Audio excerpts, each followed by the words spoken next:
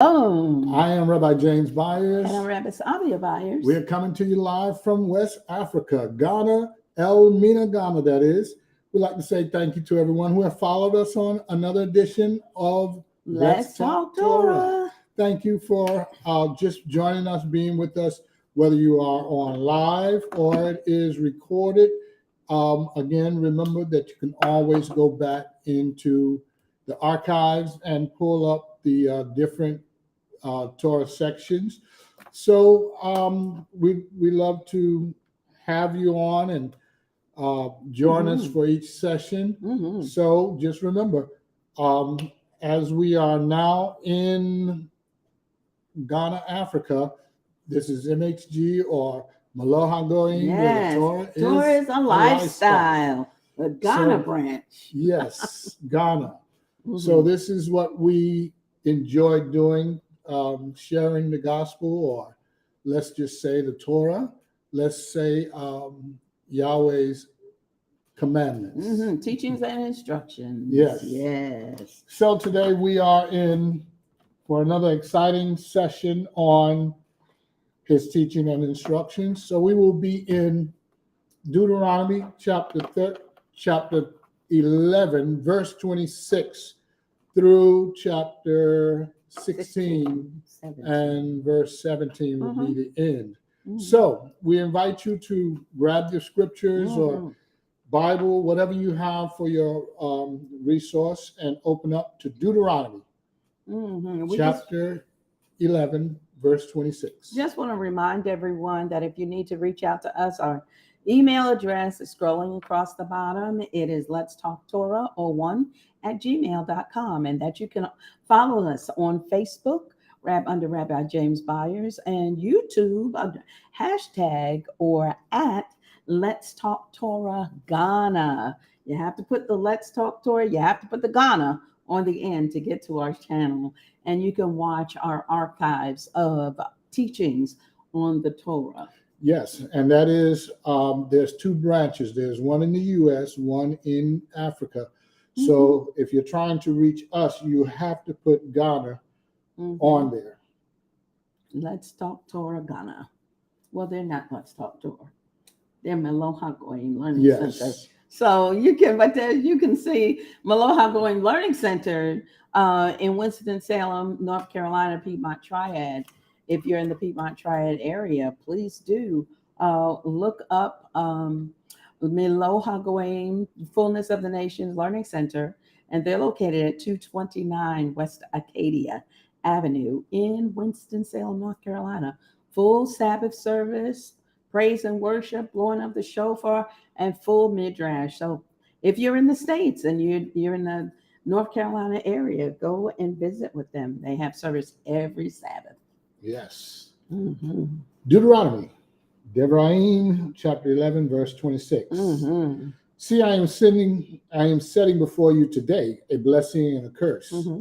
The blessing when you obey the command of Yahweh, your Elohim, which I command you today, and the curse if you do not obey the command of Yahweh, your Elohim, but turn aside from the way which I command you today to go after other mighty ones which you have not known. And, verse 29, it shall be when Yahweh your Elohim has brought you into the land which you go to possess, that you shall put the blessing on Mount Gerizim and the curse on Mount Ebal.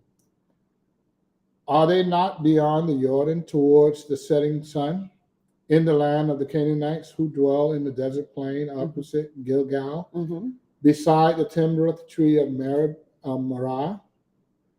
31.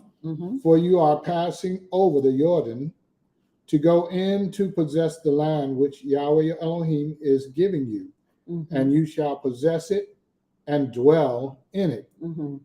32. And you shall guard to do all the laws and right rulings which I am setting before you today. Okay, so we have the scripture up on the board for you, but as you can see, the bottom scripture 32 is not being shown, but we hope that you have opened up to your scripture and can read it for yourself. We just like to use this to pinpoint some things, some areas of interest concerning the discussion as we go through the Midrash.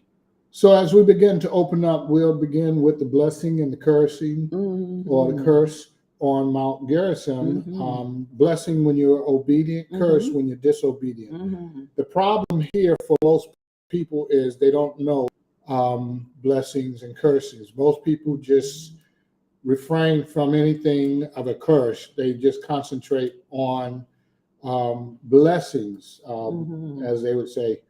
Blessed and highly favored, so it's never cursed and not favored. You never speak those things, because who wants to be cursed and not favored? And the thing of it is people would think of it in the way of, well, of course, because I don't want to walk around and say I'm blessed in the field, I'm cursed in the field. And I get it, but what you don't get is the understanding of the scriptures from a Hebraic standpoint. Studying the scriptures from the Hebraic standpoint tells us that there are do's and don'ts. There's good and bad. There's or good and evil. There's righteousness and unrighteousness, and it's important for us to learn both, so that we know how to not be disobedient. There's obedience and disobedience. You can't have blessings without there being curses. And think of it, it's even like concerning laws. You can't have laws. You can't say you're no longer under the laws and people are in prison and have broken them. So, that's one place where people are misguided and misled. If you have curses that are coming upon you, or if things can be qualified as sin, there have to be laws that govern that to tell you whether something is sin or not. So let's kind of focus in on verse 29, where it says, Yahweh brought you into the land which you are to go in to possess, that you should put the blessing on Gerizim and the curse on Ebal.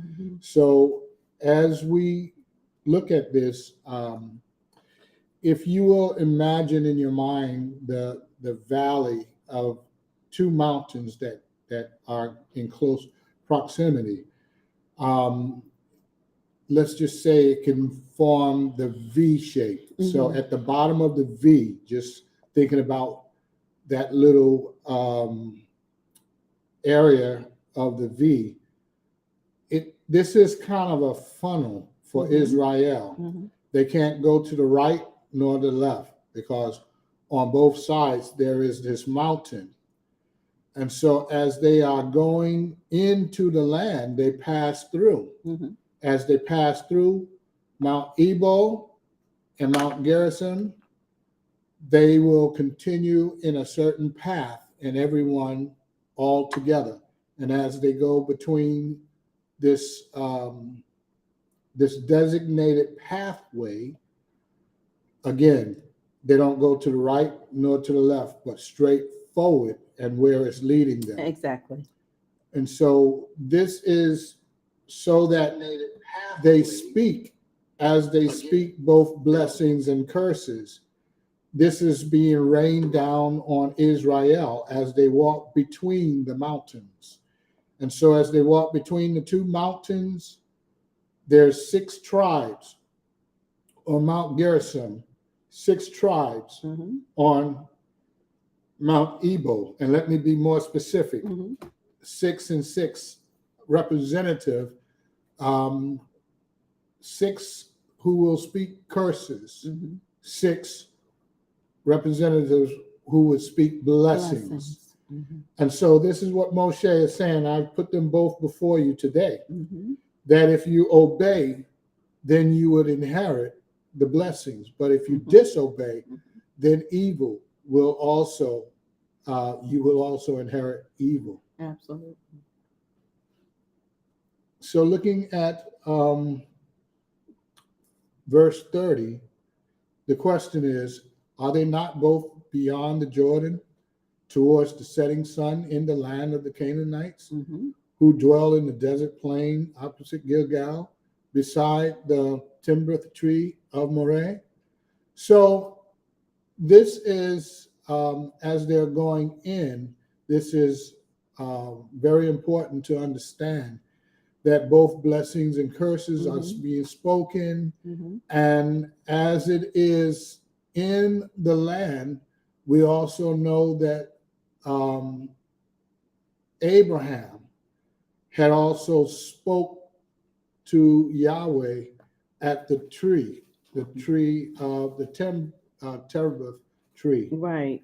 And we know that the mountain of Moreh was also part of the history where Abraham was going to sacrifice. Oh, yes, yes, Mount Moriah. Yes. Moriah. Mm-hmm. So there's a lot of history here, and we can take this back to 37 years. Yeah, 37 years. Let's see. Yeah, because this is where Abraham was blessed with the seed of Yishak. So Yishak was born. Sarah, am I saying the right person? Yishak. Yes. Yes. The wife of Abraham. Yeah, the wife of Sarah. Abraham. She did not give birth until she was 90 years old. Right. And Abraham, he was 100 when Isaac was born. But the promise was given to him. He was 75 and she was 65. And so he was promised by an oath that he would be father of many nations.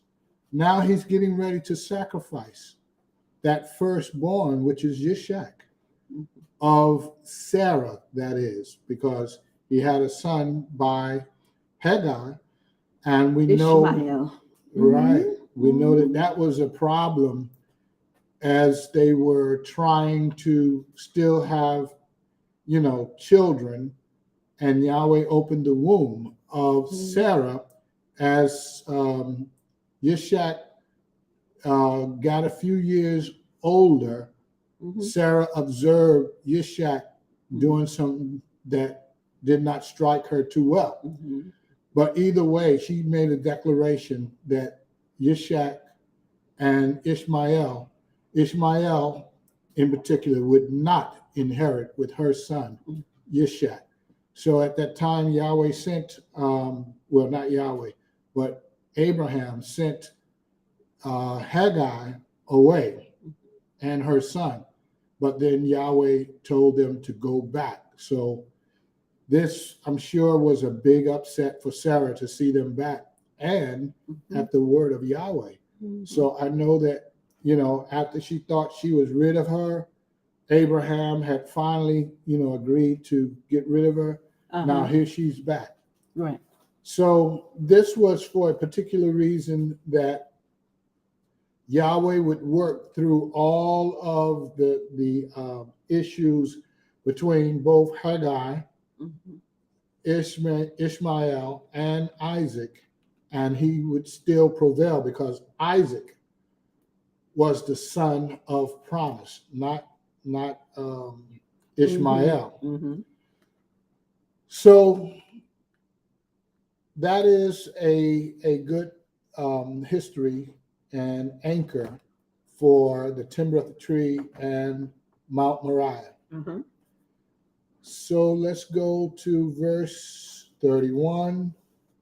As they pass over to possess the land, Yahweh says, you shall guard, 32, all the laws and right rulings which I am setting before you today. So this was the important thing, that as you go in to possess the land, make sure you walk the walk of obedience. It is not a talk, but it is a walk. Right. So, in other words, we're not supposed to be hearers only, but we are supposed to be doers. Isn't that what Yeshua said? That's exactly. Hamashiach said that. Don't be just a hearer of the word, but a doer of the word. So let's go ahead into chapter 12. Okay. Chapter 12, we do have, again, a lot of reading. So what I will do is we will pull out the important parts.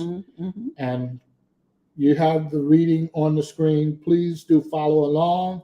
If you have your scriptures, make sure you're open and, kind of use an ear to hear. Yes. All right, so chapter 12, as we begin with the reading, usually I like to start out the reading so that we can know the subject matter, what is going on. Verse 1, these are the laws and the right rulings, which you are to do in the land which Yahweh your Elohim of your fathers is giving you to possess all the days that you live on the soil, completely destroy all the places where the nations which you are dispossessing serve their mighty ones or their gods, on the high mountains and on the hills under every green tree, and you shall break down their slaughter places and smash their pillars and burn their ashrams with fire.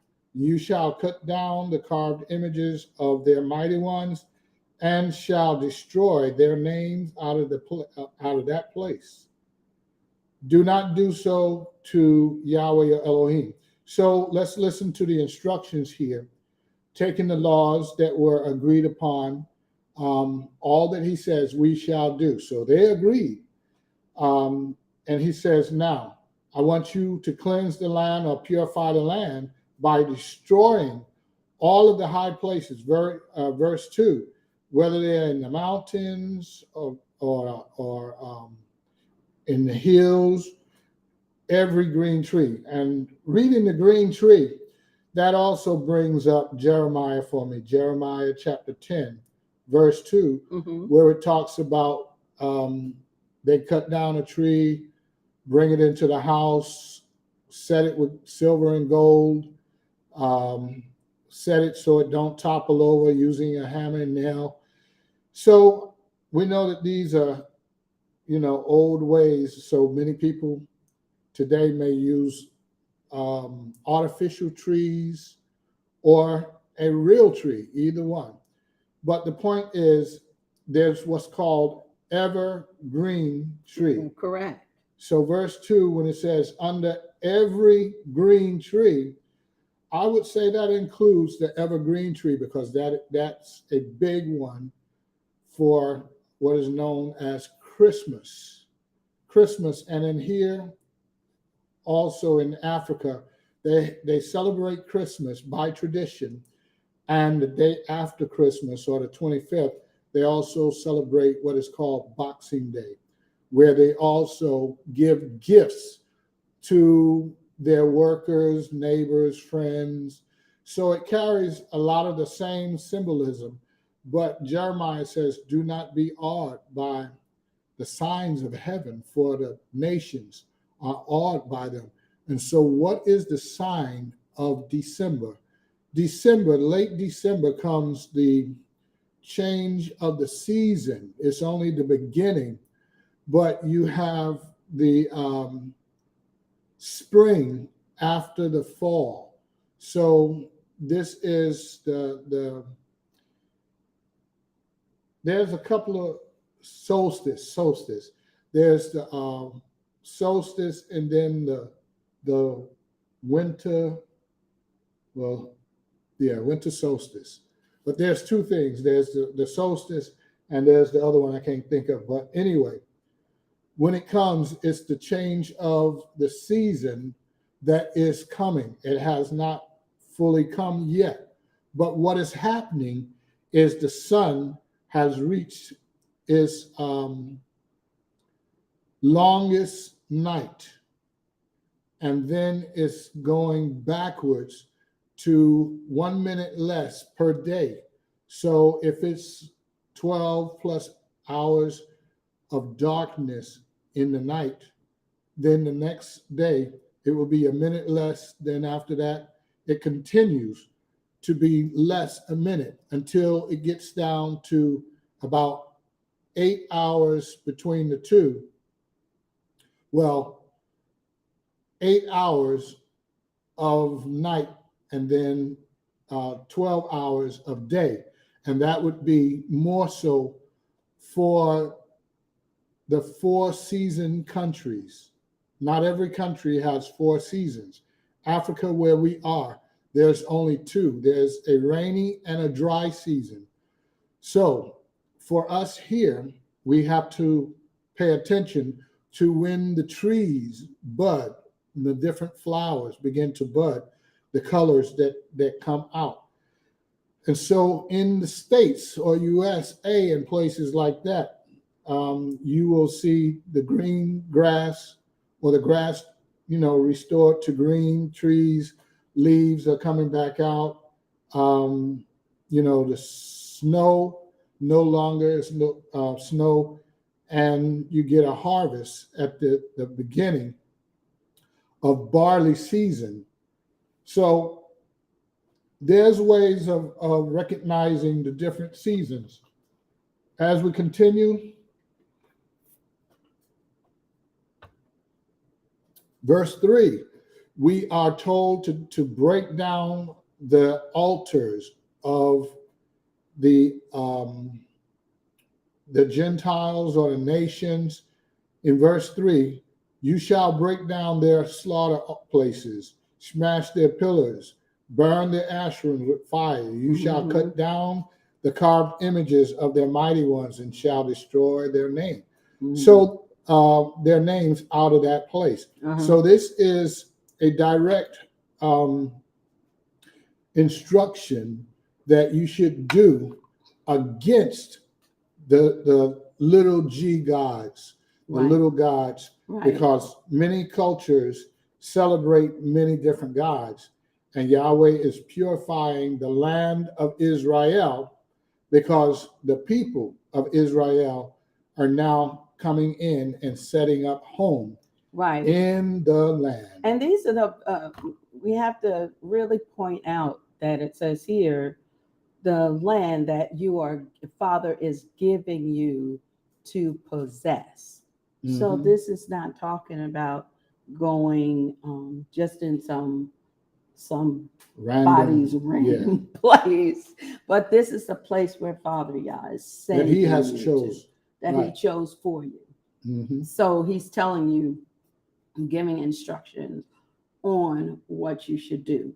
So and I'm saying that to say, because I think about when people go around destroying property and other places, you would see, people going and destroying people's property, like in the U.S., somebody seeing something and tearing it down, or spray painting over it, or, whatever. But this is talking about a people who He's sending to a land, and they're going to take possession of it. If Father has not given you possession of that, then you wouldn't go in. That would be called vandalism. Right. And you could go to jail for that. So we have to be clear that Israel is going to take possession of these lands. And because they are doing that, then the land has to be cleansed and purified for them to go. And some of this work is being done by them. Right. A lot of this is being done. Father Yah is clearing out the people, or they are making war. We see where Yeshua, when he goes in, he makes war with the different places. And then they take over the land, and then they turn the land over to being a righteous place for the righteous people of Israel to live. But this is just not some just random place where you go in and you start tearing stuff down. Right. So verse 4 takes us into another piece of instruction. You don't do this to Yahweh your Elohim. In other words, you don't destroy His place, His altar. But this is what is being, as you said, for the other nations that were in the land that I'm giving you.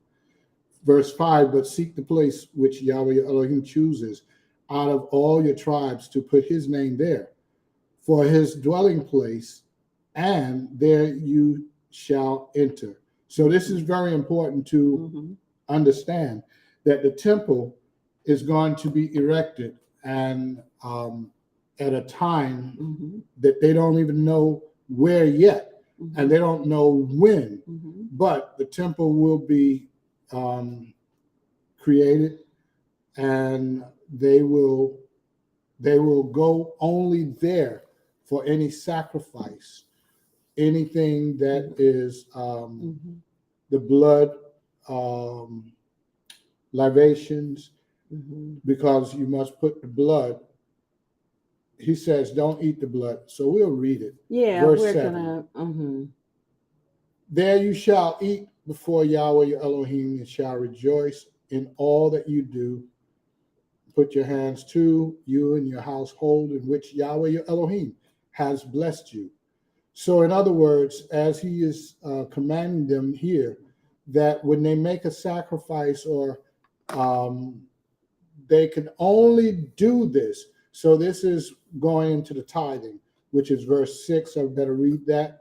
And there you shall take your ascending offerings and your slaughters, and your tithe and your contributions to you of your hand, and your vow offerings and your voluntary offerings, and the firstling of your herd and your flock. So in other words, all offerings are to be done there.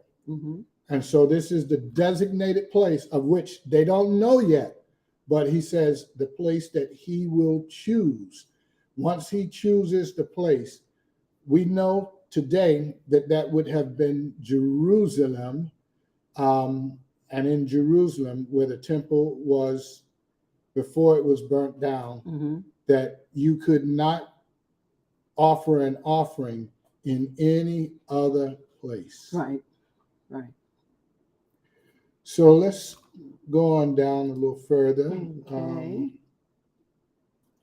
13 says, guard yourselves that you do not offer your ascending offering in every place that you see, except the place which Yahweh chooses.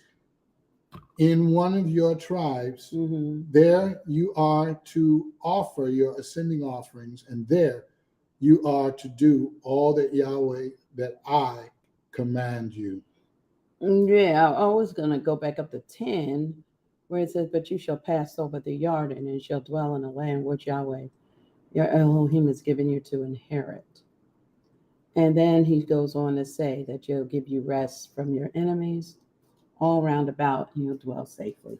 And then he goes on into... Well, that's important to consider, because there is a Hebrew verse that says, Hebrews, I think chapter, it's either 4 or 6. I always confuse the two. No.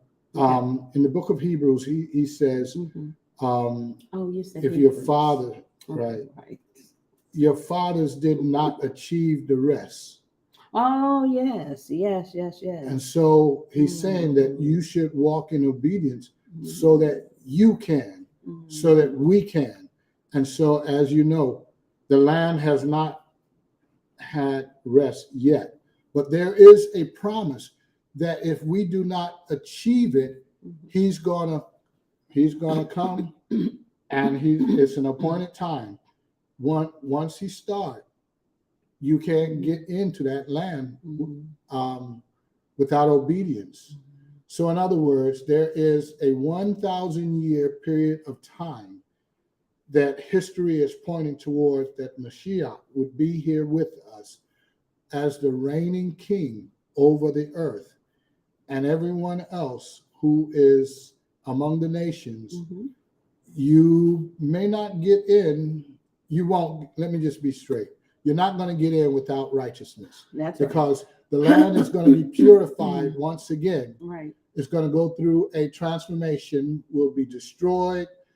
Even those who are in the land today, they will no longer be a part of that land, because they have defiled it with all this gay agenda, all of the breaking of the Sabbath, eating unclean, all of the things that they have done and are doing will be, it's going to be purified and cleansed once again. And Yahweh will take his people from where they are around the world. So you don't have to worry about where you are. Mm-hmm. He will come, he says, from there where you have been scattered, Mm-hmm. from there I will gather you. So the time is coming, and we are very close to that time. Mm-hmm. And so you don't have to figure out, you don't need a ticket, you don't need a passport. When Yahweh is ready, right now we need passports if you want to get out, before that time. But there's a time coming that a passport is not going to stop you. Yahweh is going to get his people and take them out in complete safety. Matter of fact, he has already said that you will be protected. Coming from Revelation chapter 12, even Satan will go after Israel, but he will bear them up on wings of an eagle. Satan will spew water from his mouth as a river, trying to sweep the bride away. But it's not going to work, because Yahweh will protect them all the way to the place that is provided. And there we will celebrate the feast of Sukkot. And then also, Jeremiah talks about it. Jeremiah, I believe it's 23 and 20. Chapter 16 and chapter 23. 16, 23. That there's going to be a greater exodus that's going to take place. So if you look at what happened in the Exodus, and the scripture, Jeremiah's prophecy says it's going to be so great that they're not even going to talk about the Exodus. It will far surpass the first Exodus out of Mitzrayim or Egypt. So this is going to be a major yes, it's not going to be little moving of people that's going to come out of the diaspora back into the land. And so, we have to look at what the prophets are saying concerning these times, because we are all in the prophecy of the end times, even what Messiah was bringing and telling us. So as it was in the day of Noah, so shall it be in the coming of the Son of Man. All of the players are in place.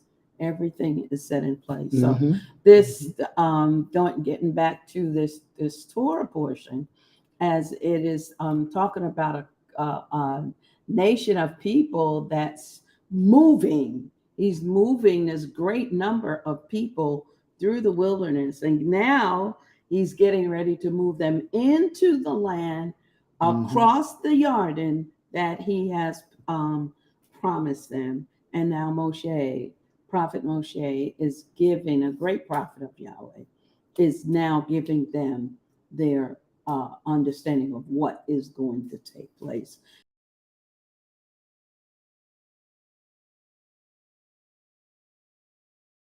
In Deuteronomy. So as we're looking at verse 5 and 6, where he says that he will tell them where he will place his name and the dwelling place. Verse 6, there is where we will bring all of our offerings. Doesn't matter which offering it is. That's where, and the only place that you can do the offerings. So, and he makes that plain. Yes, very clear.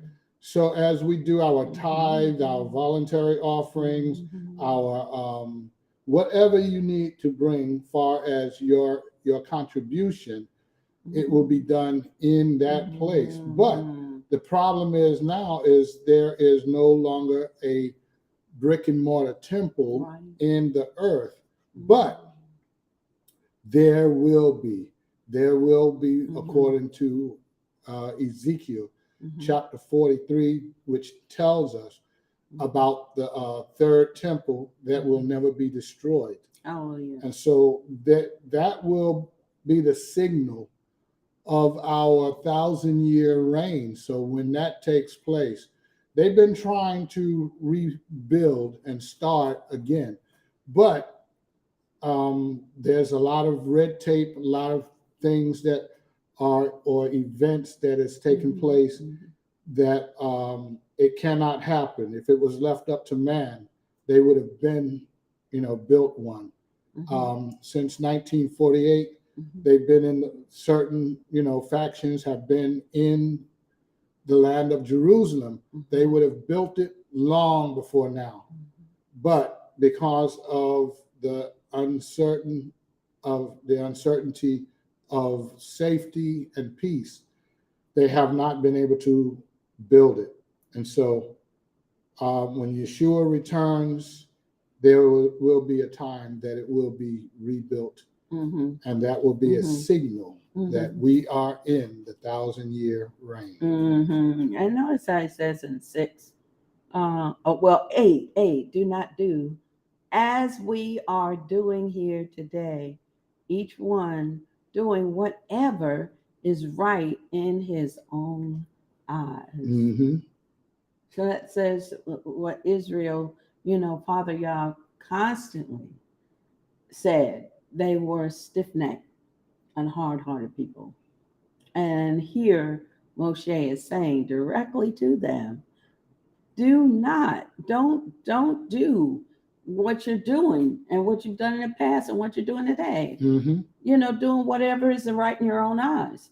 Father Yah has given you a set of laws, rulings, right rulings, charges that you need to follow. And when you follow them, you will be what? This whole Torah portion is here about blessings and curses. I set before you today. Look, open your eyes, understand.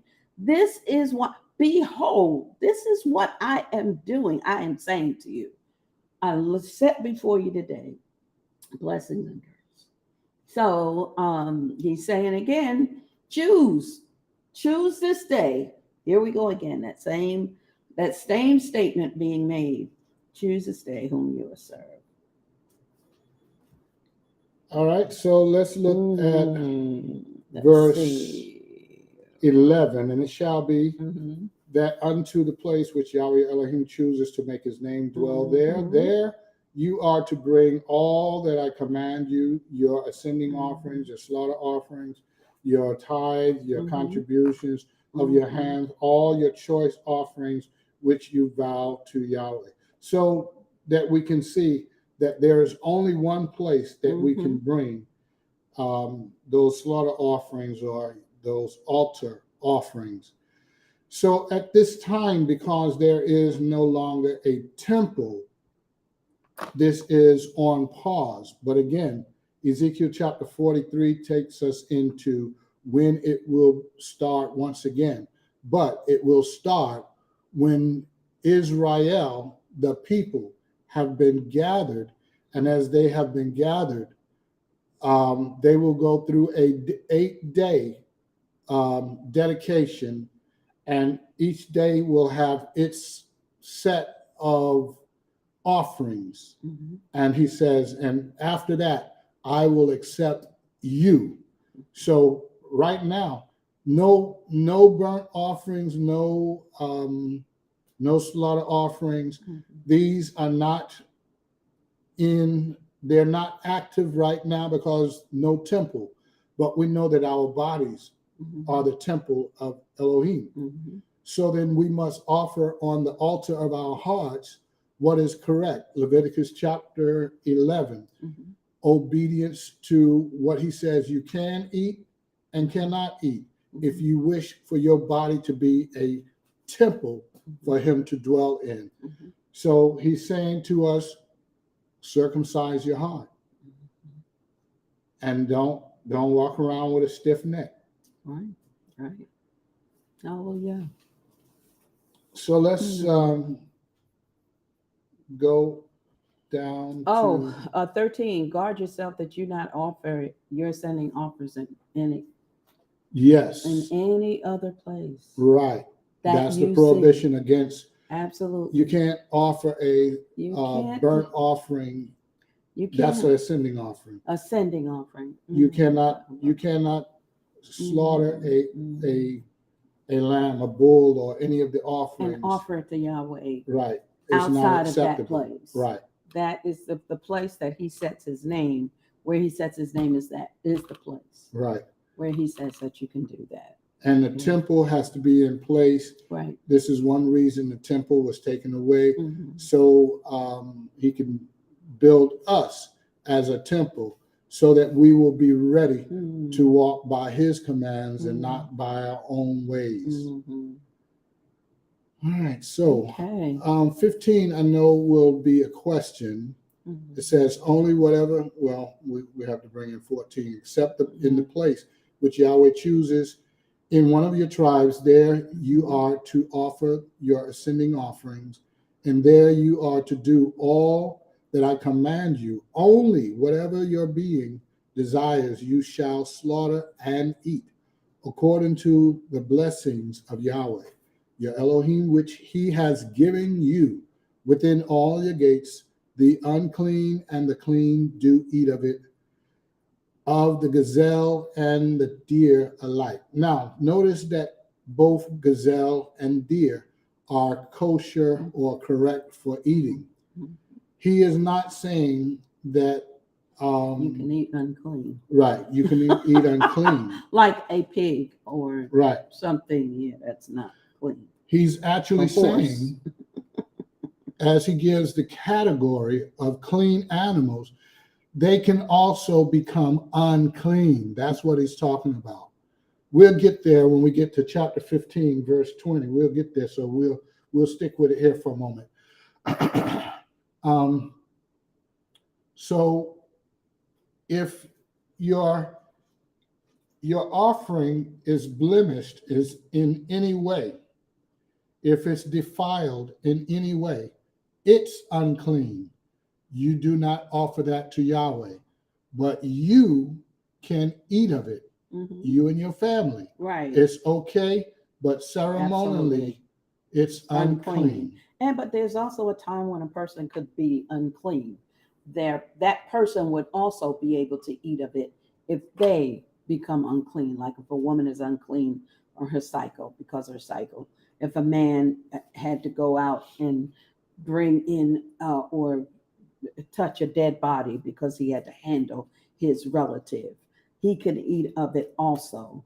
So there's because there's some stipulations where a person cannot eat of a certain thing, like if a priest has a daughter who is married, then she cannot eat of the sacrifices that come of her father.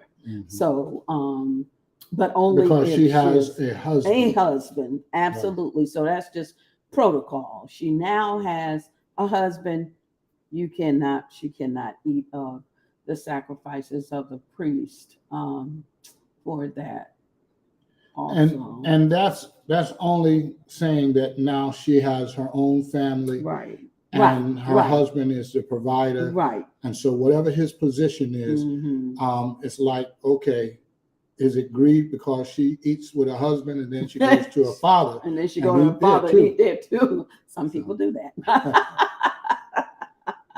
But I don't think it gives it's just making I guess like a protocol. It's like now you're married, your husband, so that's who you would, eat with. But the priest family, it has to be that she is a maiden, or she is not married, right? And in our father's. And this is the father still providing for his family, right? Exactly. And as his family grows, the son may get married. He's taking care of his family. Right. He wouldn't be included either because he's got his own family. Right. Right. Yeah. So, verse 17, you are not allowed to eat it within your gates. The tithe of your grain or the new wine or the oil, the firstling of your herd, the flock, and your offerings which you vow, or of your voluntary offerings or the contributions of your hand. So in other words, what this is going towards is if there's an offering, Mhm. you must bring it towards the temple Mhm. and not eat it in your home. Mhm. And Mhm. so Yahweh, verse 18, but eat them before Yahweh your Elohim Mhm. in the place which Yahweh your Elohim chooses, Right. you and your son and your daughter, your male servant, female servant, the Mhm. Levite within your gates. And you shall rejoice before Yahweh your Elohim Mhm. in all that you put your hands to. Mhm. Guard yourself that you do not forsake the Levite as long as you live in your land. So, in other words, what this is going into is the tithing Mhm. that would cover the Levite, the stranger, the orphan, the widow, and oneself to prepare for Sukkot. So, you are to put away 1/5 of your tithe to each of those entities, or as you give to the priest, Mhm. he is actually the center of resources Right. in Right. Israel. Right. And again, 4/5 will go to the priest Mm-hmm. to administer to the needy. To the needy. But then 1/5 would remain with oneself in preparation for Sukkot at the end of the feast year. days. That's right. Mhm.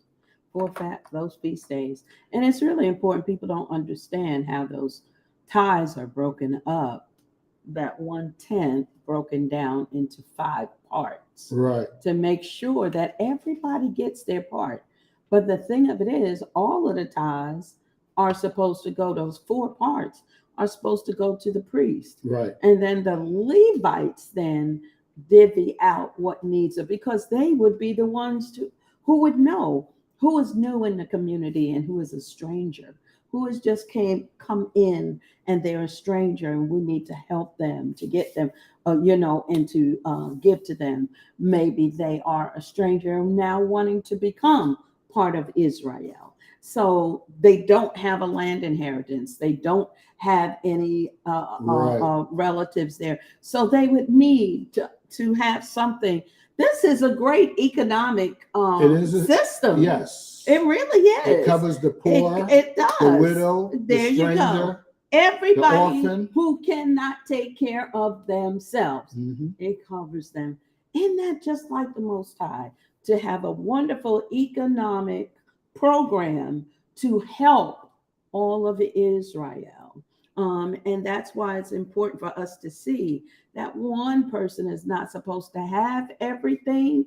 The priests aren't supposed to be making it big and living in this fine place better than everybody else is living in squalor. That's not supposed to happen. No. Israel is supposed to live all together, common and healthy, and in good standing with each other. Mhm. Hallelujah. 29. So we want to say shalom to Our guest. yes, Elder Mensa. Isn't it Elder Mensa? Yes. Yes, Elder Ezra. So good to see you. Shalom, shalom, shalom. So 29, Mhm. when Yahweh Elohim does cut off from before you the nations which you go to dispossess and dispossess them and dwell in their land, guard yourself that is not a snare to you to follow them after they are destroyed from before you, and that you do not inquire about their mighty ones, saying, how does these nations serve their mighty one? And let me do so too. So in other words, don't follow after the other nations in how they serve their God. In other words, idolatry. So we've talked about in the past, we've talked about Christmas and Easter. Both of them, there is a prohibition against both of them in the scripture. So Ezekiel chapter, I think it's chapter 8, it's either 6 or 8, where he says, don't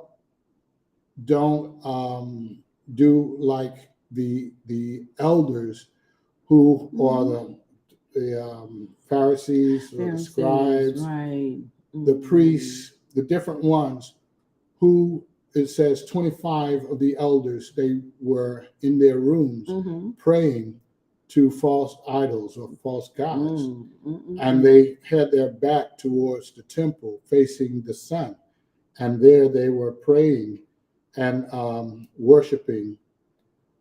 If your back is towards the altar is behind you, the temple is behind you, you're facing east, looking at the sun, then that is sun worship. And so it is. Many people have been doing sun worship, not realizing it. When you go to church on Easter and you're there before the sunrise, and then you're doing your rituals, ceremonies, that is sun worship. And so many people are caught in that and don't realize it. Then in Jeremiah chapter 10, verse 2, starting at verse 2, this one speaks concerning Christmas. Again, it talks about, do not be awed by the signs of heaven, for the nations are awed by them. So they have set up events and holidays around the changing of the seasons. So instead of the S-O-N, they're looking for the S-U-N to return. And so they're going from winter to spring. And so they're giving thanks, for we know that the S-U-N is going to return. But most people think that they're talking about the S-O-N, so they celebrate Christmas in that vein, believing that, you know, even though a lot of people say, well, we know it's not his birthday, but this is when we celebrate it. So that is a false, that is a lie, and we should not be doing it. Just as Yahweh says, they cut down a tree, bring it into their homes. So that is not something we should be doing. Absolutely not. Deck it with silver and gold. Right. If you haven't caught it. That's right. So that's chapter 12. Anything else we need to cover there? Let's see. Those mighty ones. Burning the children. So 31. He says, That's do true. not do so to Yahweh Elohim, for every abomination which Yahweh hates, they have done to their mighty ones. For they even burn their sons and daughters in the fire to their mighty ones. To their little g, to their little gods. All the words which I am commanding you, God, to do, do not add to it, nor take away. And don't take away. So there you go. This is what they do. They add and they take away. And Revelation 22, 18 and 19 talks about not adding to and not taking away. But if you add to, every plague that's in this book is going to be added to you. If you take away, then I'll take away your part from the book of life. How about that? So we don't want to add to. And this is an easy thing. Let's leave the Torah, period. You can have an opinion. You can have an ideological thought, a theological thought. You can, opinions are fine and for discussion. But when we talk about the Torah, what the Torah says, we should leave the Torah as the Torah, period. Okay. So chapter 13, and I'm going to begin, is kind of repeating. So let's begin at verse 4. It says, walk after Yahweh your Elohim and fear him and guard his commands and obey his voice and serve him and cling to him. And the prophet or the dreamer of dreams is put to death because he has spoken apostasy against Yahweh your Elohim, who brought you out of the land of Mizraim and ransomed you from the house of bondage to make you stray from the way which Yahweh Elohim commanded you to walk. Thus you shall purge the evil from your midst. And so here what we're discussing is someone who says, look, we're going to have this festival. Come, join us. and take part in it, and teach it to your people, and whatever he does to entice you to not just be there, but to take part and to offer it to their God or their gods.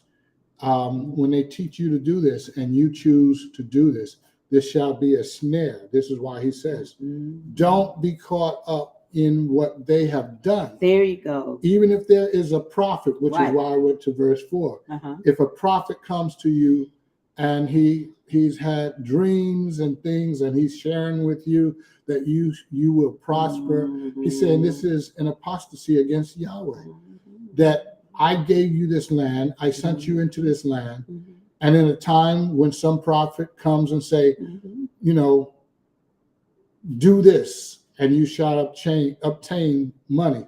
So one of the things that we're learning is about the different rituals that are performed here in Africa. But this does not leave out the other nations. We have places in the U.S. where people do all kind of rituals. They do rituals. All kind of rituals. Yes. Exactly.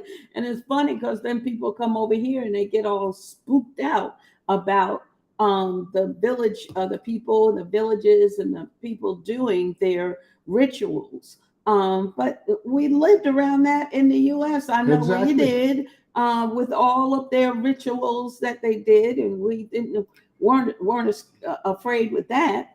But we have to stop. I mean, and some of those things were to our detriment. I mean, people going missing. Yes. So people really sacrifice people for favor of money and position. I tell you, all of things. I tell you. You have the big owl, Molech owl, that a lot of our politicians go into. Then you have preachers who go around saying, "Money cometh to me now." So all types of chants, rituals. You have the what are those palm readers?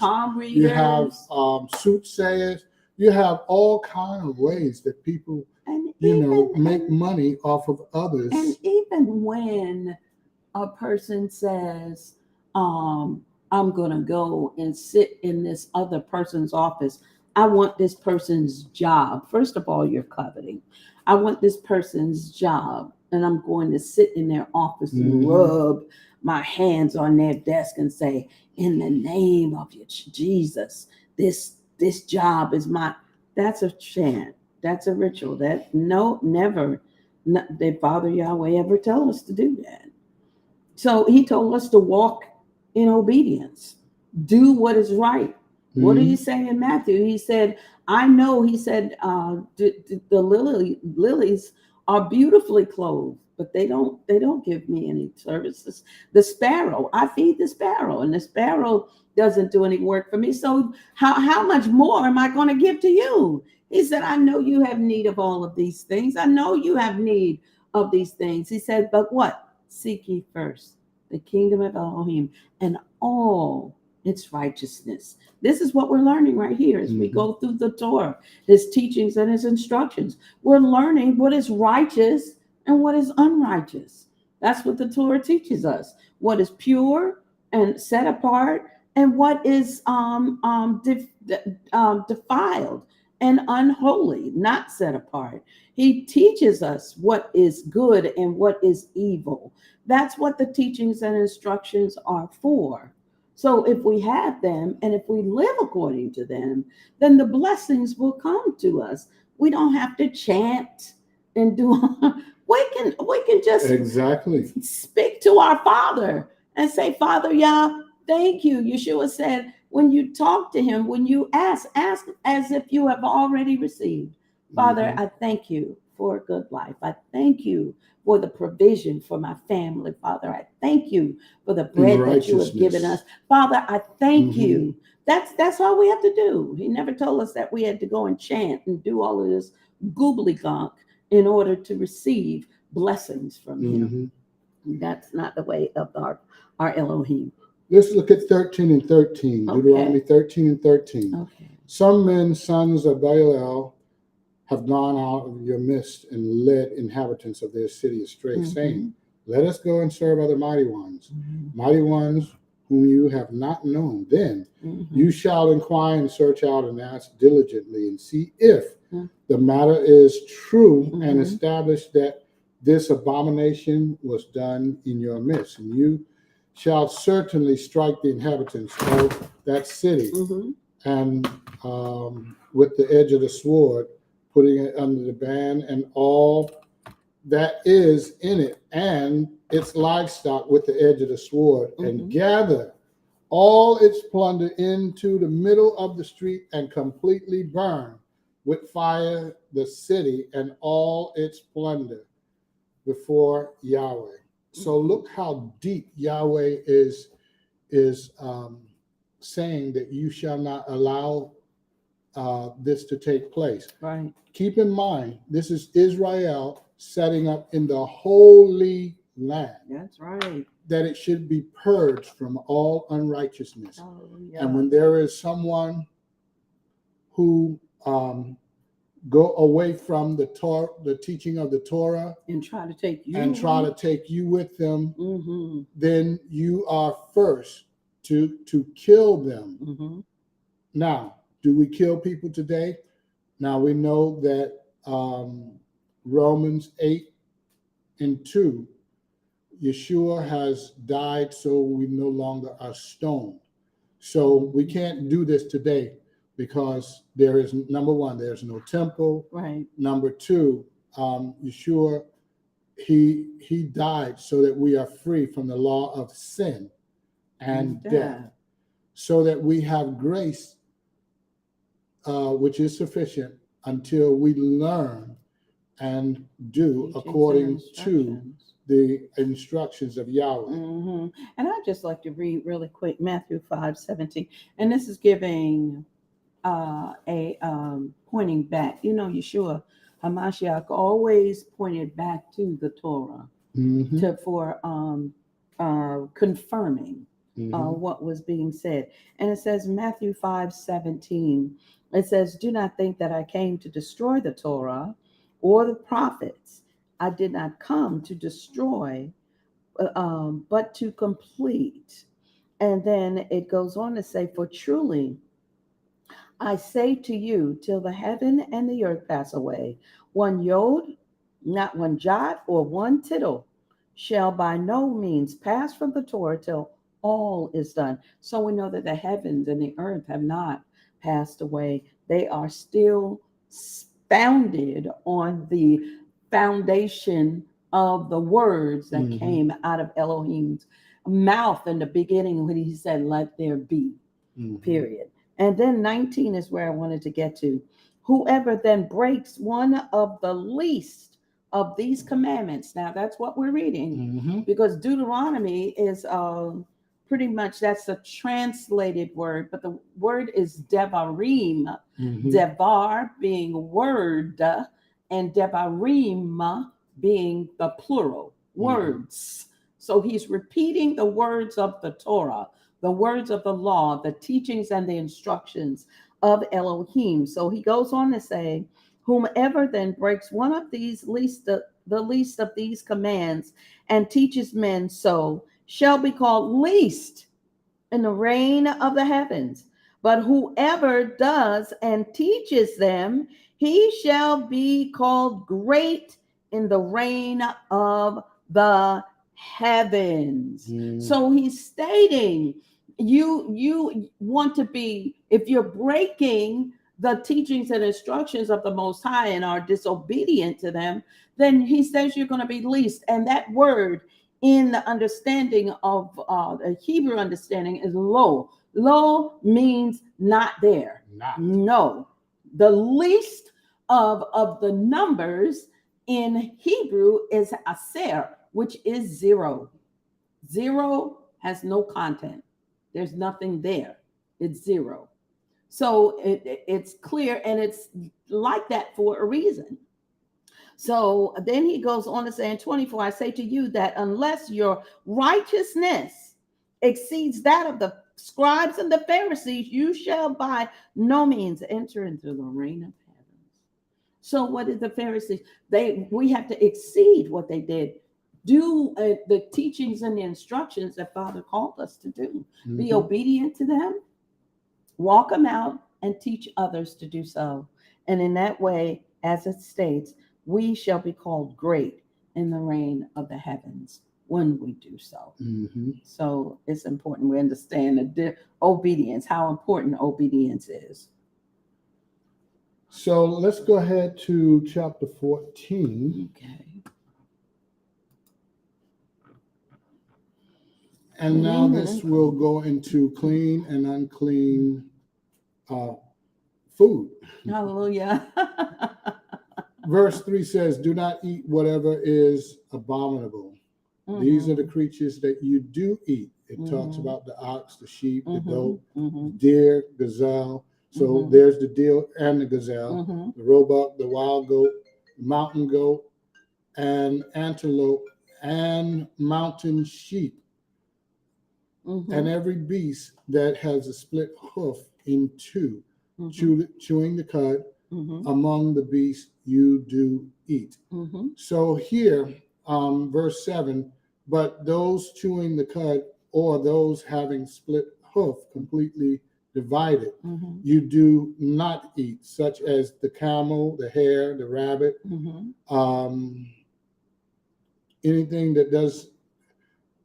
For they chew the cud, but do not have a split hoof. They are unclean. Unclean to you. So like the rabbit, they chew the cud, but they have little paws. Yeah, paws not. Yeah, they don't have hoof. They're not like, good for us to eat. Right. So if you look at the cow's hoof, it has the split hoof. Right. It's the split hoof, and it chews the cud. Verse 8 says, and the pig is unclean to you, or for you, because it has a split hoof, but does not chew the cud. It has to have both, just like the fish, fins and scales. You do not eat their flesh or touch their dead carcass. Notice that you don't touch their dead carcass. But if they are alive, you know, some people raise pigs. That's not what makes you unclean. Eating it or touching the dead carcass because if you want is to what get makes rid you of, unclean. You want to get rid of some garbage, get a pig. That's what their bodies are made for. They're cleaners of the earth, just like rats, crocodiles. Those things are cleaners in the earth. So that's what they're good for. And this is reflecting on Leviticus chapter 11. So we won't go through everything because you can continue to read it here. But you'll get, you know, more of it in Leviticus chapter 11.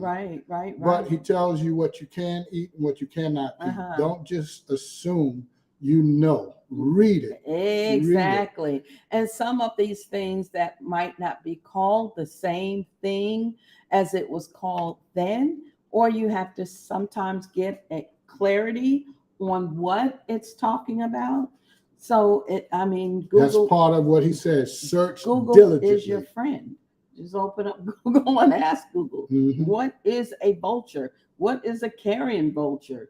If you don't know what a pelican is, if you don't know what an owl is, some people call different animals different names. We were in our Torah study today, and in the Torah study, the Ghanaians don't really call an owl an owl. They apparently call it something else. But when I said who, and they said, oh, they understood. And they said, the one who turns his head all the way around. Yes. So we call it an owl, and it's an owl in the scripture, but they call it something else. So they know it by a different name. By a different name. So we have to know still that it is unclean for us to eat. And most things, if you look at this, at the list of animals, they are the animals that are clean to eat. They are herbivores. That they don't eat meat. They They're not Right. not the prey, but the carnivore. Yeah, They're they not don't. carnivore. And a horse, like a horse doesn't eat meat, Right. but a horse also is unclean to us Right. because it does not have a split hoof. It does chew the cud, but it does not have a split hoof. So Father knows what is good for our bodies to take in, and we should just trust Him on that. It's interesting because you can go to the doctor and the doctor tell you something is not good for you to eat because you have high blood pressure, but people pay more attention to the doctor than they pay attention to the Most High who created us.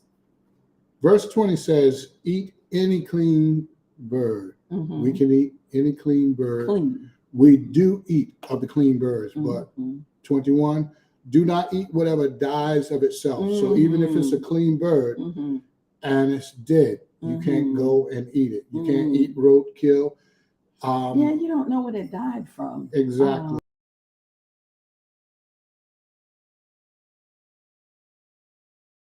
Who is with a give stranger to eat or sell to a foreigner. For you are a set apart people to Yahweh Elohim. Do not cook a young goat in its mother's milk. So again, this would be a old Mesopotamian, not Mesopotamian, but you said it today. You said it was some kind of it's a ritual that they Canaanite. Okay. It's an old Canaanite ritual. Okay. And so you cannot cook the baby in the mother's milk because these are different ways that they do certain ceremonies. And trust me when I say, there are so many rituals out there, so many different ceremonies. We are truly learning. But let's just say, as a people who have not, Rabbits and myself, who have not grown up exposed to a lot of the different rituals, certain things are new for us, and we're learning about things and cultures. Absolutely. So, but the one thing I will say is every culture in the world has their traditions. Their traditions and rituals. So we just have to learn what Yahweh says to do and what not to do. What He says do that. You're safe. And then there are some things that that we do that's not in the Torah that are okay to do. And we see that when Abraham threw a huge celebration for Yishak when Yishak was weaned. That's a celebration of like it could have been a as we call it now, a birthday according to your birth. It's calculated because of his birth. Right. And what type of time for him to be weaned. Absolutely. And we know that somebody had to be keeping up with those birth days because we see in the Torah where it says, and so begot this one. And at the age of blah, blah, blah, blah, so begot this one. Somebody was keeping up with those years that those patriarchs and matriarchs were alive. So certain celebrations are fine to do. And we're finding out living here that there's many celebrations, as Rabbi was saying, and that some of them are really nice celebrations. And then some of them are more ritualistic. So we are just learning about those that we don't want to do those that are worship to another God. Those are the things we are not interested in doing that. We are going to do the celebrations and the set apart days that are set forth in the Torah. So we are making sure that we are doing our due diligence in living here and knowing what these different celebrations are for, and that they're not breaking the Torah. And if they're not breaking the Torah, then they're fine.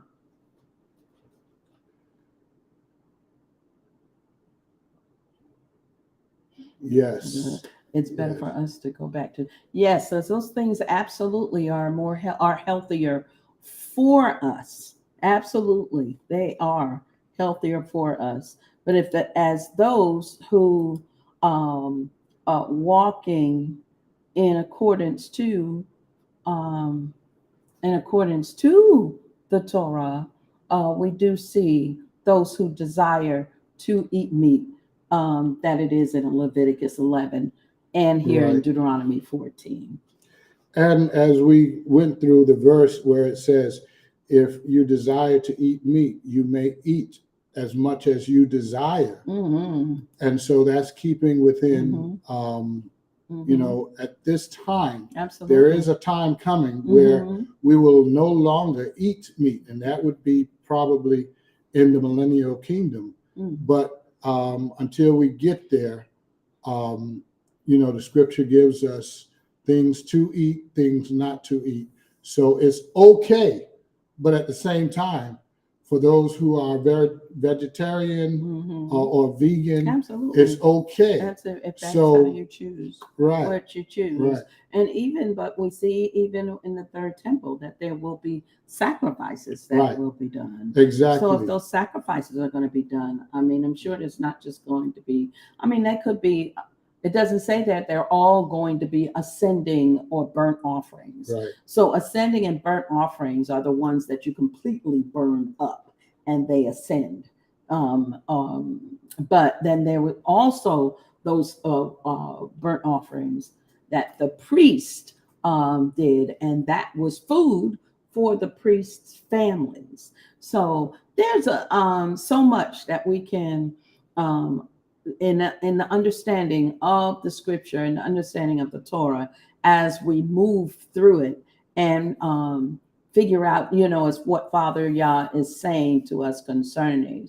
But definitely so we know that the herbs and the fruits and the nuts and the berries, the grains, all those things are definitely better, good for us, and better for us also, because we should really be eating meat in moderation. Right. And as a people, I know in the United States, now over here it's a little different in Ghana, but in the United States, oh goodness, they eat meat to the full. It's just like, I know in the United States, Americans consume far too much meat. And that's why it's such an unhealthy society, and because the meat is not necessarily killed appropriately, there's all kinds of things. People are eating meat that's rare with blood flowing out of it. So and we wonder why, you know, sometimes man acts like beast and beasts act like men.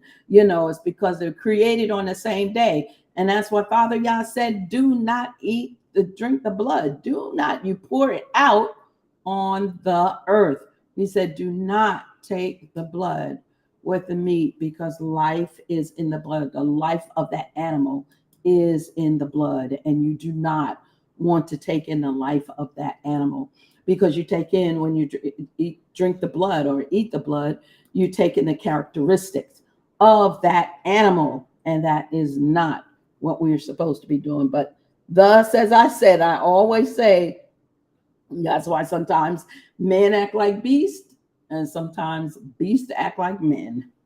So that we can make sure that we see how Yahweh speaks it, verse 20. So I went back to Deuteronomy 12, verse 20.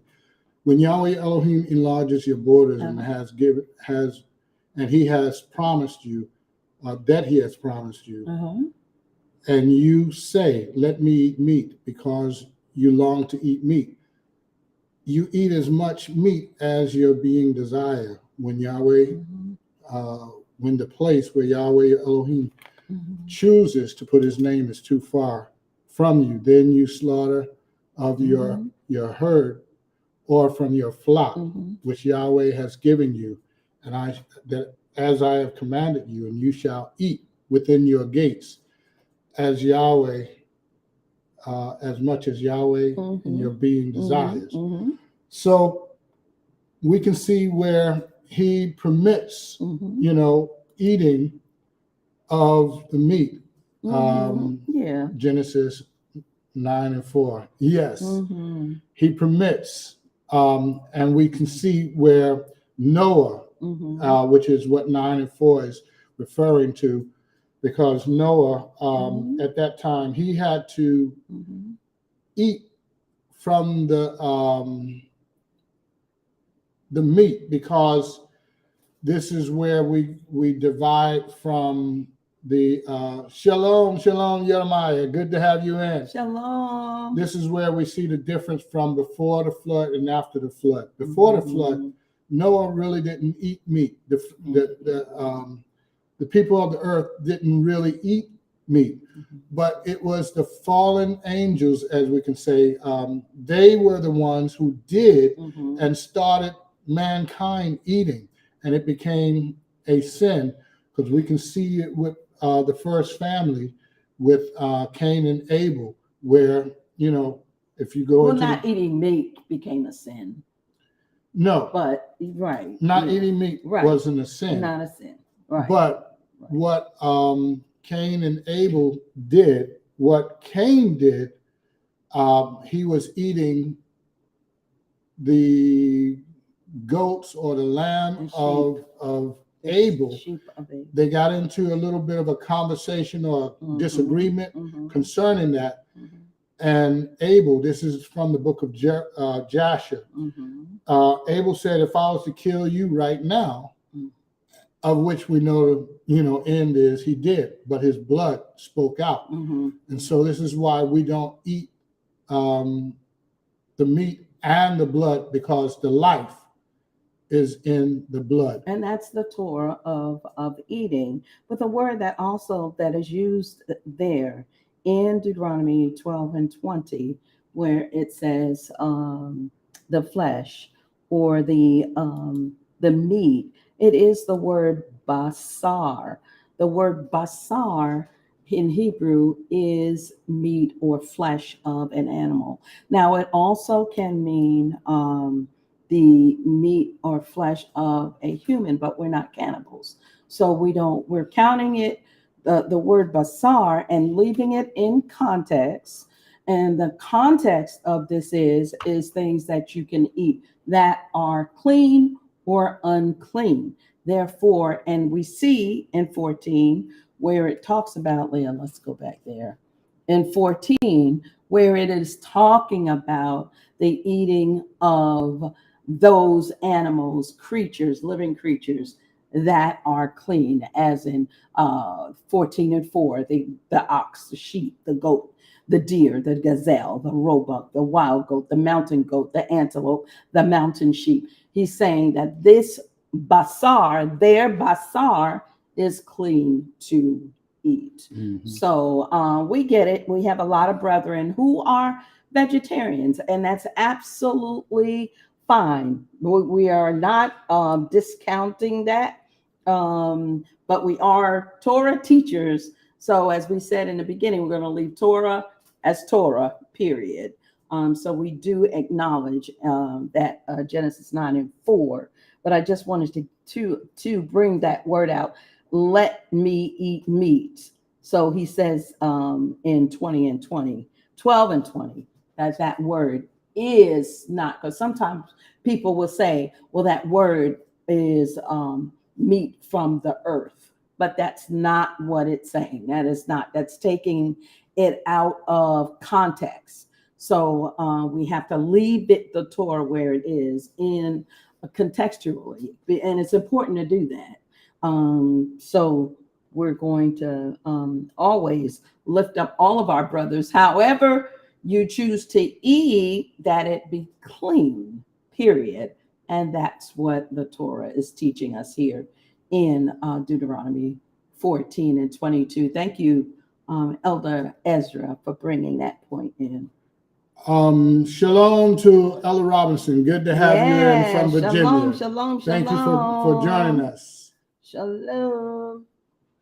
All right, so the tithing part from verse 22 through the end, it speaks concerning bringing our tithe by, year by year.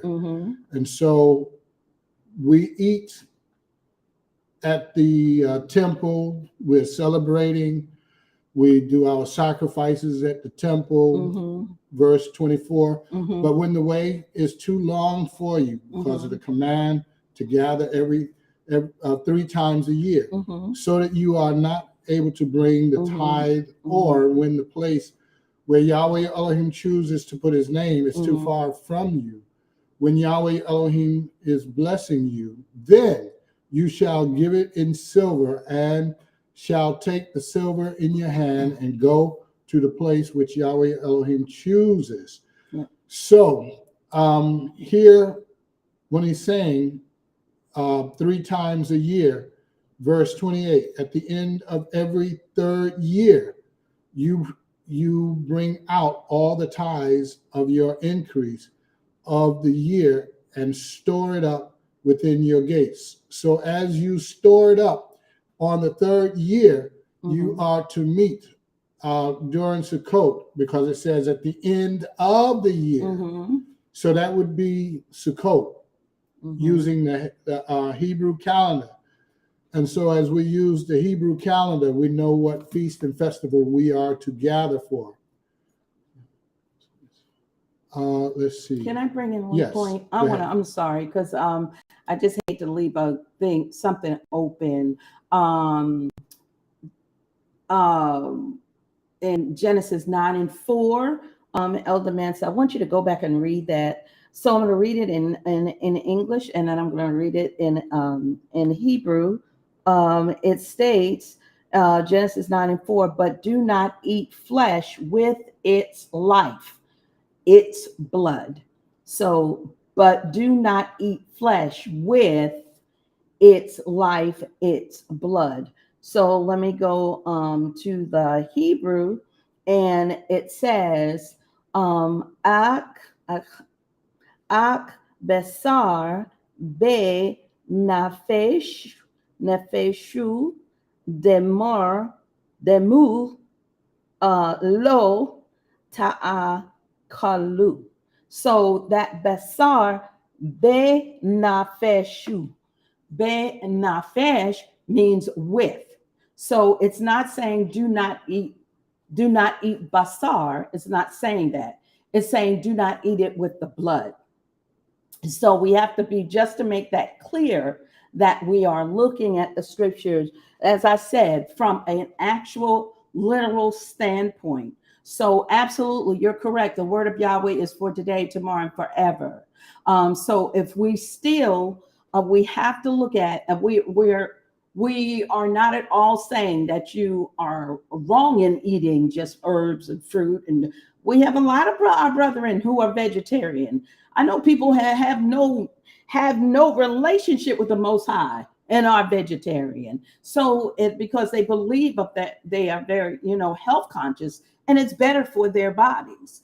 But as we are Torah teachers, we have to teach what the Torah says. So I just wanted to make that clear concerning that scripture right there. We have to see that it's talking about do not eat the flesh, the basar, with its life. So the basar, and it's saying with the blood in it. So we have to make sure that the blood is purged from the meat, and then it can be eaten. Father Yahweh's word is alive today, yesterday, today, and forever.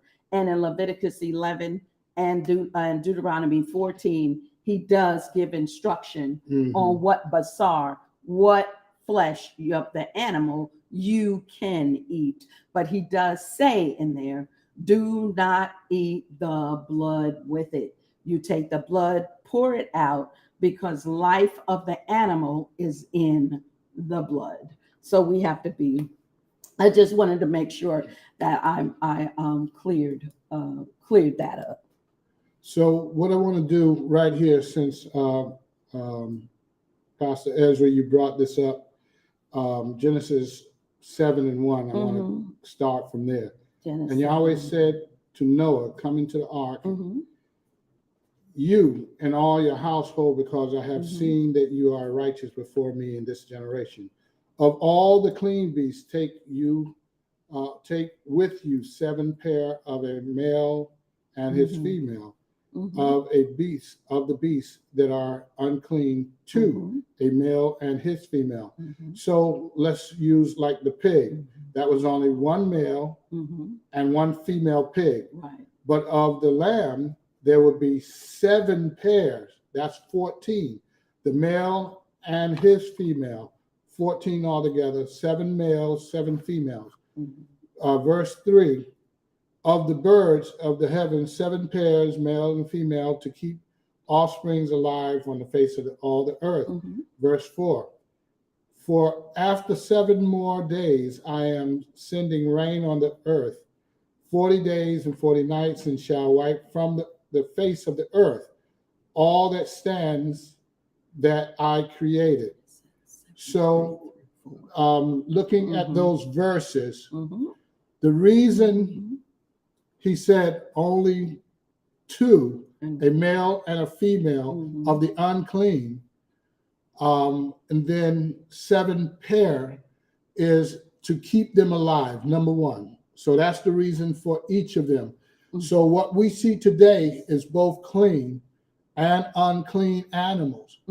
So we must choose between clean and unclean. And we must also know that Noah understood the difference between clean and unclean. That's right. Because he chose correctly. Right. He only took 2 pigs on, a male and his female. If he didn't do it that way, then he would have been disobedient, because this is explicit instructions. So when they got out of the ark, we know that he didn't eat the male or the female at any point, because it's unclean. Had he have eaten any one of them, there would be no pigs today, because he ate the mate. And you need both the male and female to reproduce. And he wouldn't have done that because he was called a righteous man. Right, as a righteous man. He wouldn't have man. eaten unclean. He knew, so, and I'm actually pointing toward the time he did sacrifice. He was allowed to do the first animal sacrifice, because he had to eat, family had to eat. They had trees, which he said, Yahweh said, do not destroy the trees, the fruit trees and the different trees. But they had to also cultivate once they were able to get back on dry land. So there's a lot of things we have to consider in the time.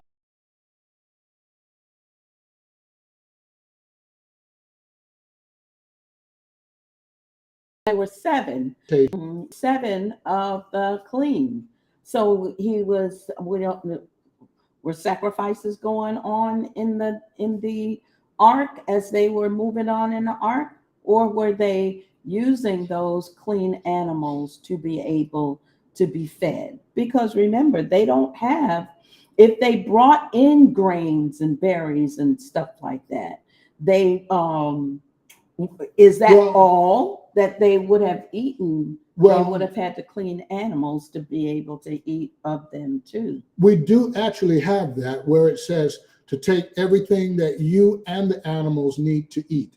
So we know that in the ark, there was plenty of food for them in the ark. And they probably would have took all their grains and things that would be dry beans, things that they can eat.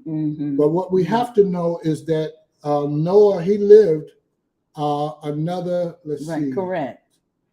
He was 600 years old. Yes, we said that, our brother Jerome.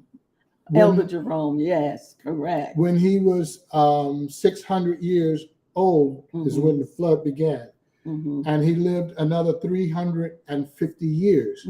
So the grain that was taken in, would not have lasted that amount of time.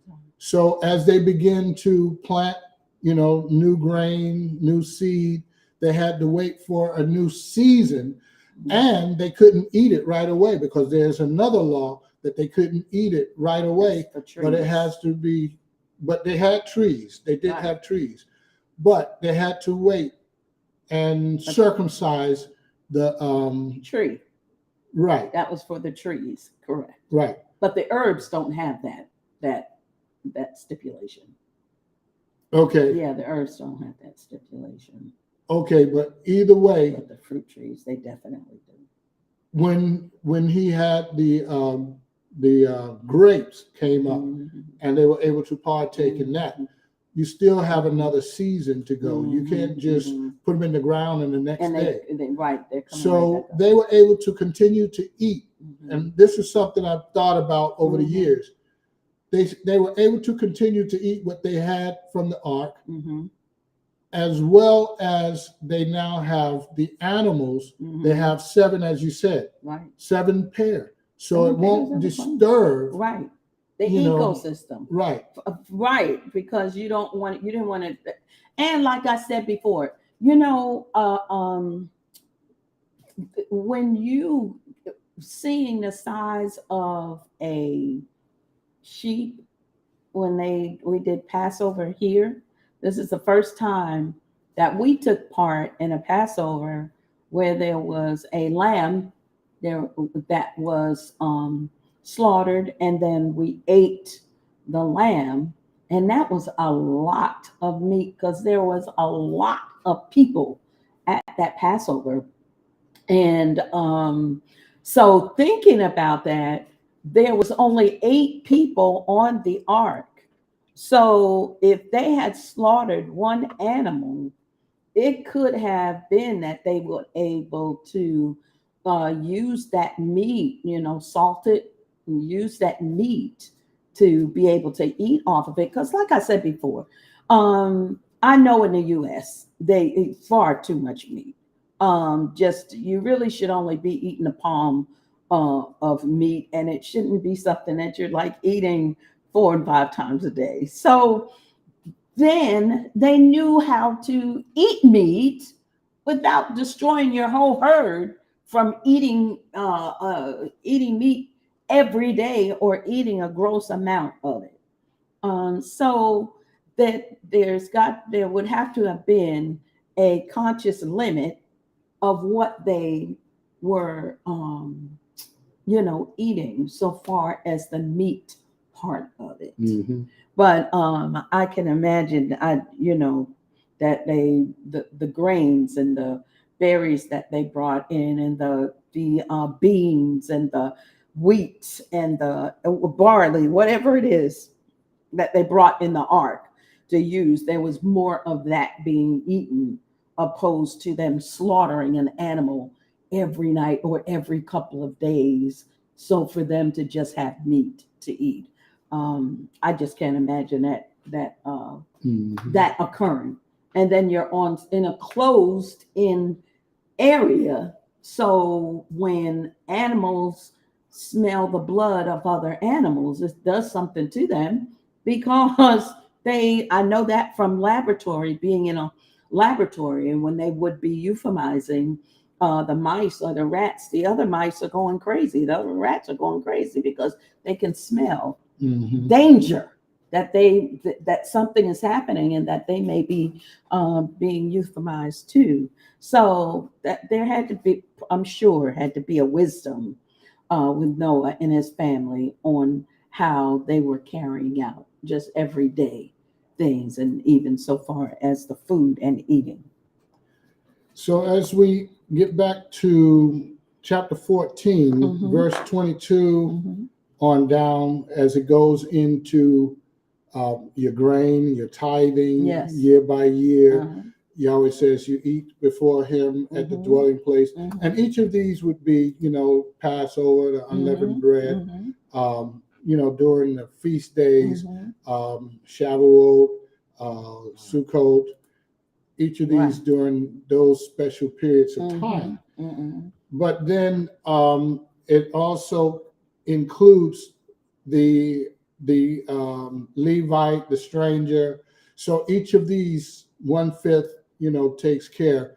And if you can imagine all of Israel doing this, there would be no in Israel, no one who is without or, Mm-hmm. hungry.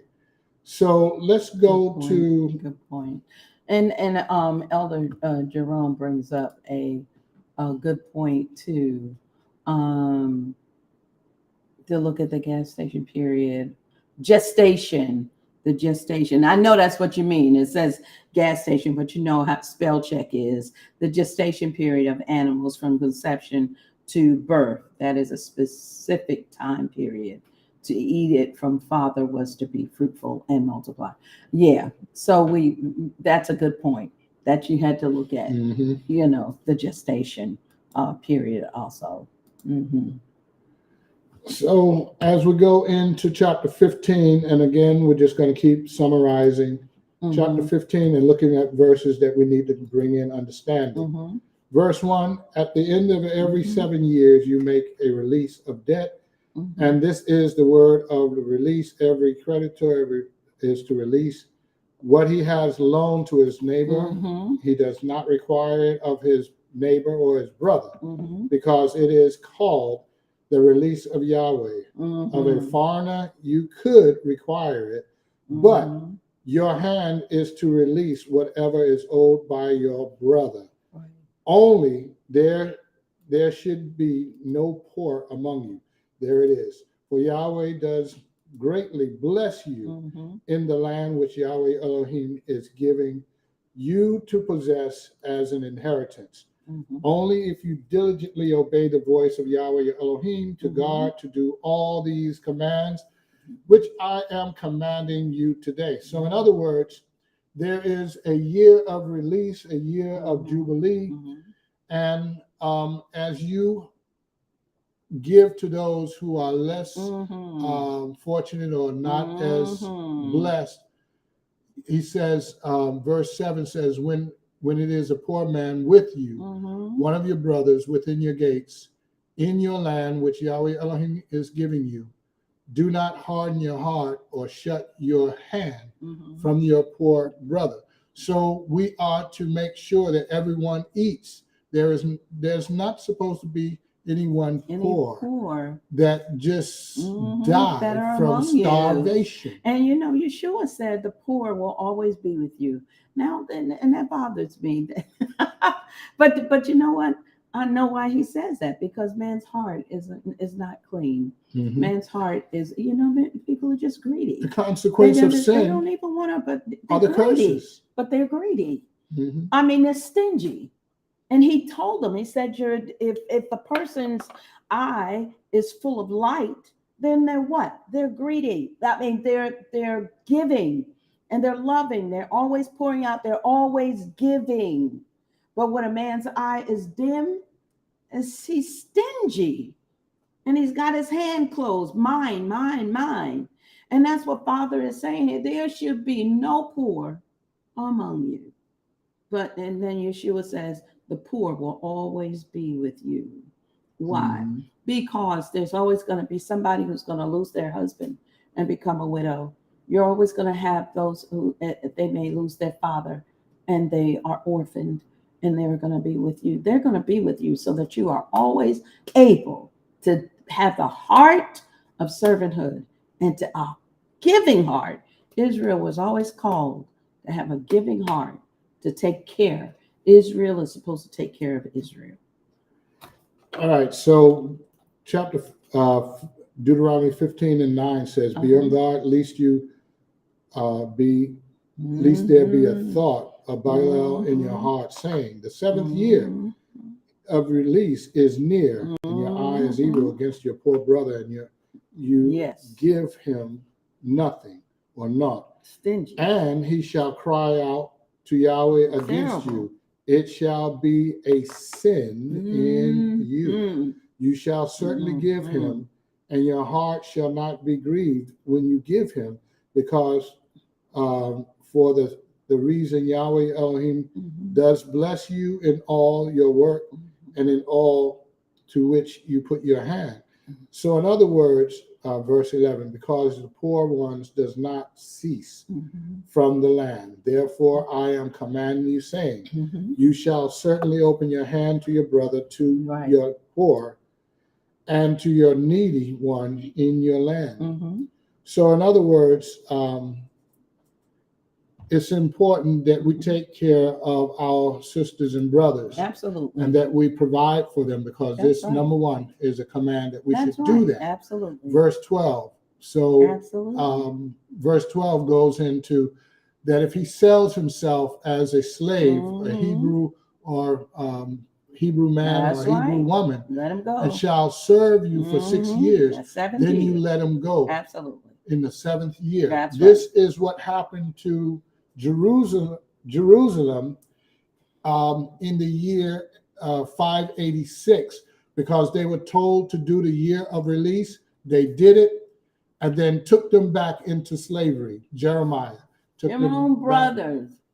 Took them back into slavery. So Yahweh said, okay, I'm going to declare the year of release to you. Right now, you're going to be put in jail, because Babylon is going to come back and they're going to take you away. And so this is what Jeremiah was told to tell the king. And the king said, okay, you know what? I'm going to put you in jail, which he did. So Yahweh answered that and said, you know what? I'm going to put you under the ban. And he allowed Babylon, Nebuchadnezzar, to come back and take them again. And not only will he take you, but he's going to burn this whole city, burn it down, as well as those. Now, there were some who escaped because they did what was correct. But for the majority, they were taken off to Babylon. And then at the end, we go down to the bottom of and it says, it goes back into, goes back into what you can eat and what you cannot eat. That in 21, if it has a defect in it, blind or an evil defect, do not slaughter it to Yahweh. So you can take it and eat it, but you cannot bring it as a sacrifice. Right. It is unclean. So he says, eat it within your gates, the unclean. So it's unclean if it is lame, blind, and has an evil, a defect. It's unclean for sacrificial purposes. And he says the clean and unclean are like gazelle and the deer. But he said, again, he repeats. Right. And this is what we brought out in Genesis 9:4. Only do not eat its blood. Pour it on the ground like water. Yes. Do not eat the blood. Life is in the blood. Clearly, he says, do not eat the meat with the blood. So let's go ahead into 16 and conclude. Yes. So we only have 17 verses of this one. So again, he now speaks concerning the Pesach, God to do the Pesach. Eat no unleavened bread, so that's unleavened bread. That's unleavened bread. And then and that's the first day of unleavened bread and the last day of unleavened bread. So for 7 days you have no leaven within your borders. Exactly. So verse 8, 6 days you eat unleavened bread, and the 7th day there is a closing festival to Yahweh your Elohim. Yes. You do no work. Yes. So the first day and the last day is a Sabbath, but Passover is not a Sabbath. Right. That's definitely 6 through 9 goes into the Feast of Weeks, how we get to Shavuot. It says from the time that you begin to harvest your grain, you shall perform 10, the festival of Shavuot, and according to the voluntary offering of your hand, which you give to Yahweh, your Elohim blesses you. So this is a feast of weeks. Yes. You count 7 full weeks. Absolutely. Exactly. So this is how we get to the period of time of Shavuot. It's a 50-day period of time, and every year is not exactly 50 days. No, but you have to. You have to start your count from the weekly Shabbat, because it says 7 completed Sabbaths. So you have to fulfill both things. You have to fulfill that it's 50 days, and you have to fulfill that it's 7 completed weeks. Right. So because sometimes people don't get that. They just fulfill the 50 days. Right. But you haven't fulfilled the completed 7 weeks. When the holy day come in, it could come in the middle of the week. So that's not the one you choose, even though it's unleavened bread on Wednesday, and then Thursday is a Sabbath.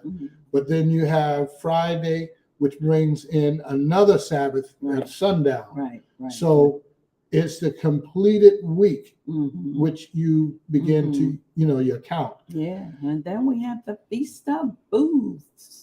Feast of Booths or ingathering. Ingathering. It says, perform the festival of Sukkot for 7 days after the ingathering from your thrashing floor and from your winepress, and you shall rejoice in the festival, you and your son, your daughter, your male servant, female servant, the Levite, the stranger, the fatherless, the widow. So again, there's all 5 of the representations of who you are tithing for throughout the year, but then 1/5 is for Sukkot, that you should go and be with your family for that time and period. And then it kind of skips over Yom Teruah, the Feast of Trumpets, and Yom Kippur. But we do see that as relative in Exodus 20, 19 and 20, and then also in it covers Leviticus 23. It covers it in verse 16. 3 times a year, your males appear before Yahweh your Elohim in the place which he chooses at the festival of Matzah. So that's Passover, right? Festival of Shavuot, yes, and then festival of Sukkot. So it doesn't cover those 2. Well, yeah, but each of these, all of the festivals, like what he says, Passover, unleavened bread is in there. Part of Passover, yes.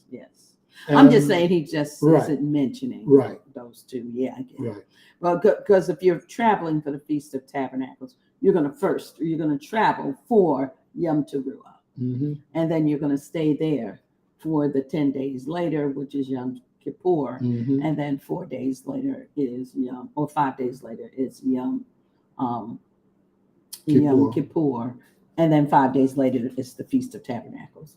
So most times people would travel to get there for Yom Teruah, the Feast of the blowing and shouting, crying of the shofar. So verse 17 says, but each one with the gift of his hand, according to the blessing of Yahweh, your Elohim, which he has given you. So as we meet during these times, we give a gift or an offering. And so Yeshua is coming back to fulfill this, because one of the gifts that must take place is the wave offering.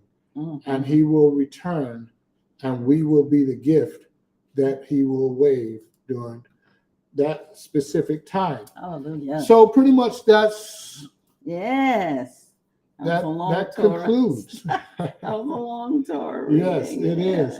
And we appreciate those who continually stay with us or go out, come back in, because it's a lot, truly. To do Torah, it's a lot, but it gives also a lot. Absolutely. So, the reward is so great. Yes. Hallelujah. Amen. So we like to say to everyone, once again, we'd like to say thank you to everyone for visiting us on another edition of Let's Talk Torah. Shalom, everyone. Shalom. Shabbat Tov. Have a great week.